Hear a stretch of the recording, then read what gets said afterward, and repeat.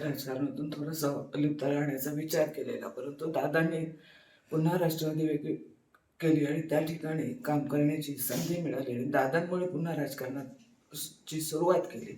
आणि आज ही सगळी ही बातमी ऐकल्यानंतर विश्वास बसत नाहीये की दादा आमच्यातून गेले. कारण आमची खूप कामं करायची आहेत आणि त्यांच्या उमेदीने त्यांच्याकडे बघून म्हणजे एवढं सगळे वेगवेगळ्या प्रकारचे प्रसंग, बरे वाईट प्रसंग झेलत असताना कधी त्यांच्या कपाळावर सुरकुती किंवा का व्यक्ती ही माझ्याकडे आली अशी कधी त्यांच्याकडे भावना नव्हती.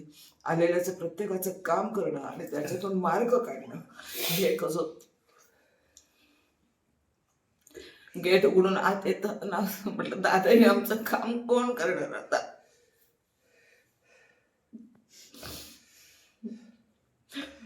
बोलता येत नाही यांनी श्रद्धांजली एवढंच आहे.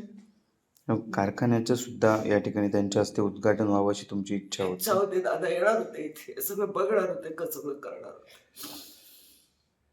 शब्द नाहीत शब्द. राष्ट्रवादीचा आशा होती दादा. संपूर्ण राष्ट्रवादी पक्ष आज या ठिकाणी पोरका झाल्याची भावना आहे.